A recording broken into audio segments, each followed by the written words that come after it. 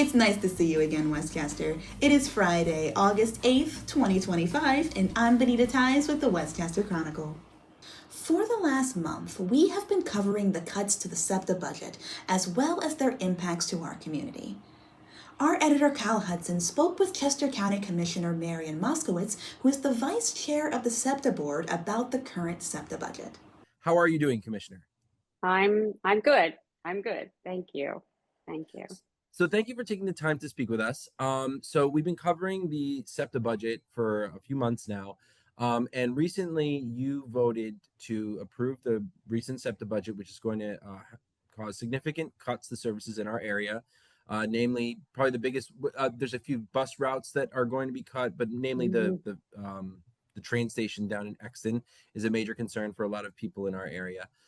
So why did you make that vote? So, it's interesting. We have a charter here at SEPTA that the Pennsylvania legislature required us to have. And one of the items in our charter is that we have to have a balanced budget approved by June 30th. And what's interesting about that is most public entities have a deadline for an approved budget. In our case, we have to then submit that to the legislature. And as of the time, still today, but as of the time that we had to vote on that budget, we had no idea, as we still don't know, what the state legislature is going to do regarding our funding shortfall. And in order to be responsible, which is we have an obligation to the legislature, to the state, to our commuters, to have a balanced budget, and we had no choice. It was heart-wrenching for all of us. We tried, we continue to try to find out what we're going to receive, if anything, this year. And, the Senate's not even in session right now. So that's why we had to vote for a balanced budget. And when you don't know whether your income's coming in, you have to vote with what you have. And so I guess that's my next question is, what is the current status of things? So as far as I understand it, the budget is in place. The cuts are moving forward. The price hike, I believe, goes into effect in a couple days. 14th. Yeah. And so where are we right now? I mean, you're at SEPTA headquarters right now. I'm sure you're currently discussing this stuff. So can you tell our viewers where you are right now in the process and where things stand? Sure. Where we are today is our board meeting day. And unfortunately, sitting here at this moment, and I would say, it's right before noon, the Senate is not in session. So we still are not getting an answer.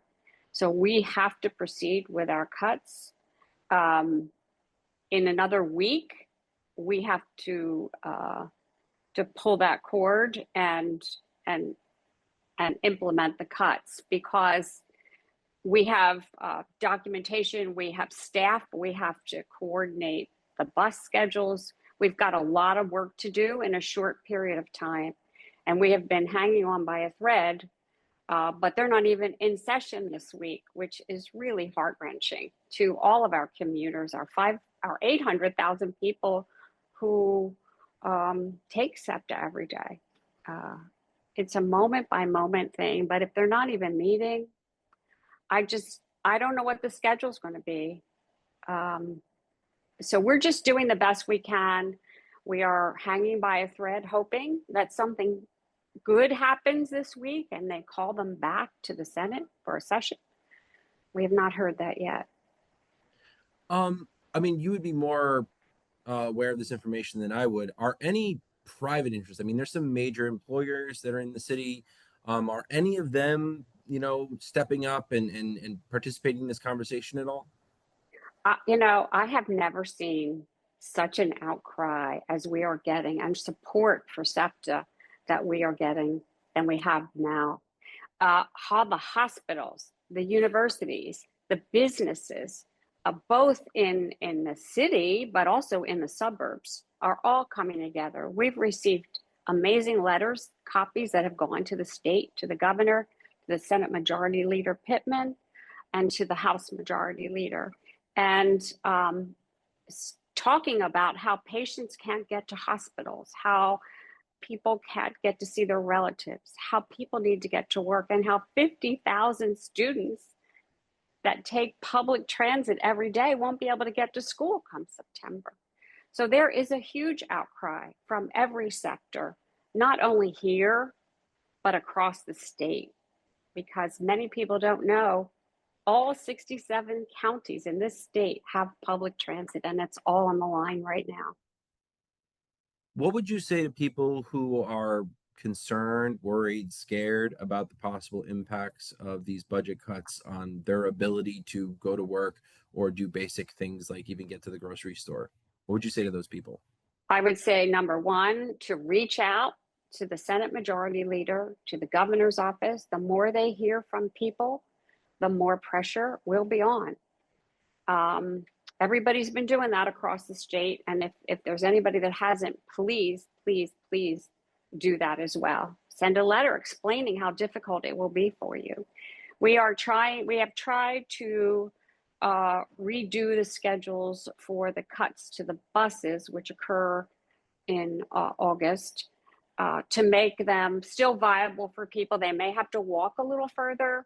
They may have to possibly take Amtrak if you're talking about getting from an easy area to get a bus, or the R5, because that's not being cut yet.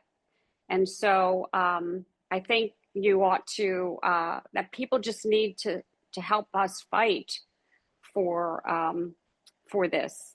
It takes everybody rowing in the same direction. Is there anything you'd like to say on this issue before we go?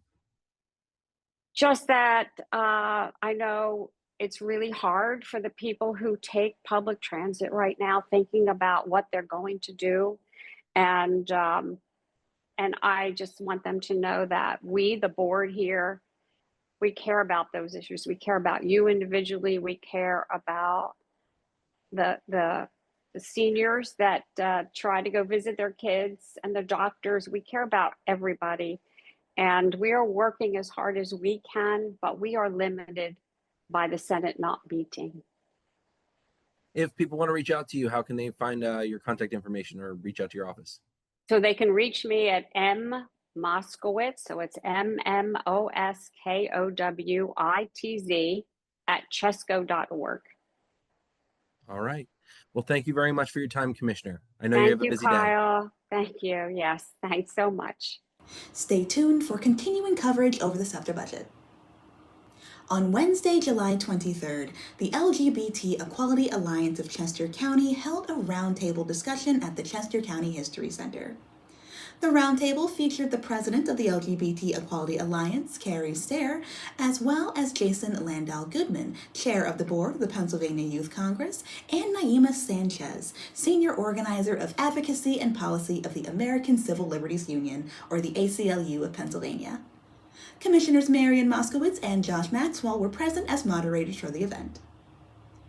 The first question posed to the panelists asked them what protections do LGBT individuals have under Pennsylvania law. Mr. Goodman noted that many of the current protections for LGBT individuals stem from the Pennsylvania Human Relations Act of 1955, which you can read by clicking on the link down below. While the Pennsylvania Human Relations Act does not specifically include demographics such as gender identity or sexual orientation, it has become the basis of many local non-discrimination ordinances within Pennsylvania that protect against discrimination against LGBT people. That led to the next question regarding how the current presidential executive orders are affecting the protections that are already in place. Ms. Sanchez stressed to the audience that executive orders are not law. They do not have to be complied with immediately, and they can be and are being contested in court. According to Ms. Sanchez, even though executive orders are not law, there are many providers who, in fear of losing funding and retaliation from the government, have stopped giving gender-affirming care.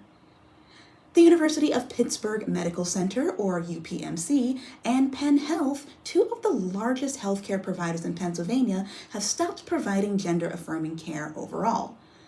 Penn Medicine is still providing care, but has stopped providing gender transition surgeries. The Children's Hospital of Philadelphia, or CHOP, is still providing gender-affirming care. Ms. Stair told the audience that they are currently working on compiling a list of active providers of gender-affirming care to give to those in need of services.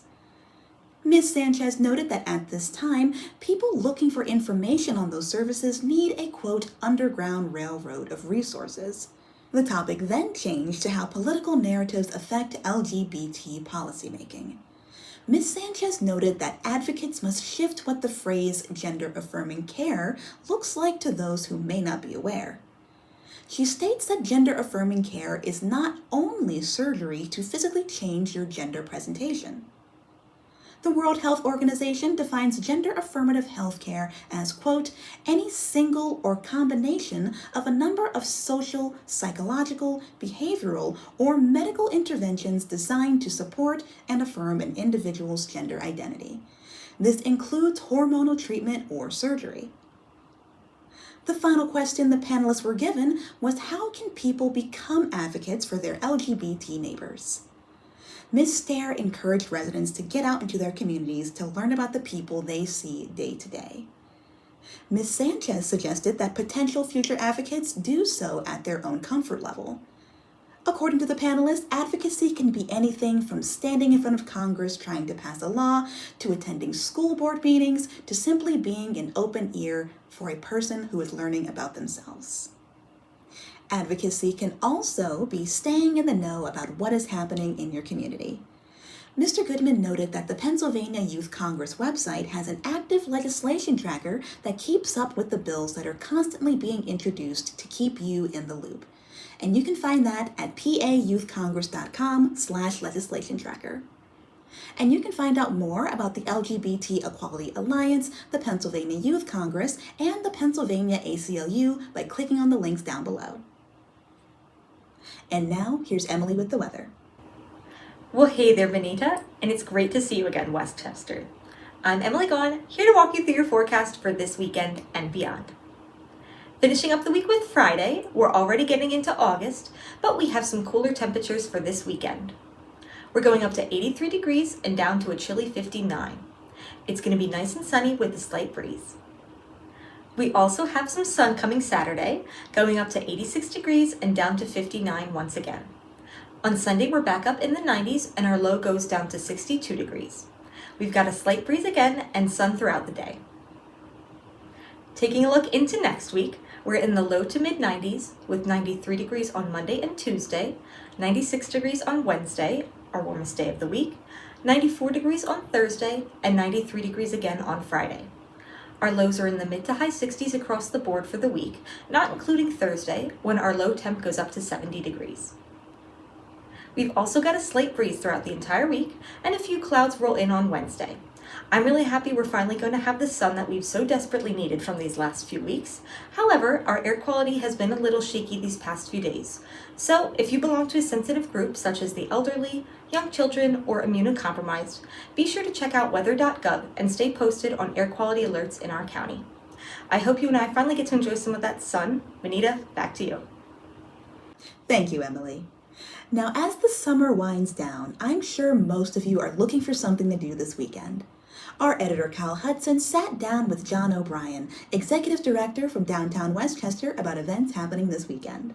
So this Friday, to help kick off your weekend, we're having our second annual Tour de Trike, which is an adult trike race happening on Gay Street between Church Street and Darlington Street. Starts at 3:30. We'll have 17 different teams racing. It's fun for family and friends, so come out and cheer on your favorite local team. What is the Tour de Trike? So if people remember, we used to have a Iron Hill Criterium, which was a professional bike race in town. That kind of went away during the pandemic, and we looked at, in partnership with the Greater Westchester Chamber of Commerce, bringing this event back to Westchester, but the people who run that have just kind of made it too difficult to do. So we brought back a smaller version, which is an adult trike race. So you'll see adults on, or oversized adults on tricycles. So it's kind of fun and funny to watch, racing up and down the street to compete for the Golden Trike, which is our trophy that we give away. And this used to be part of the Iron Hill Criterium, but we're bringing it back this year. Cool. Are there any other events coming up in the fall? Because summer's pretty much over. Sure. So. I have a couple things actually. So after that, Yoga in the Street is going to happen this Saturday, the 9th at 9 a.m. in front of the Westchester Post Office. It's $5. Bring some friends, family, grab brunch afterwards, hit up the Westchester Growers Market. Then as we look into the fall, September 28th, Saturday, September 27th is our Oktoberfest.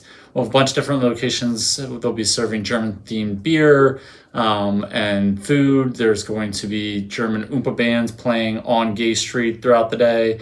From 12 to 2, you can go to the Painted Plate with your kids and paint pumpkins. So we got a lot of fun fall activities coming up there as well.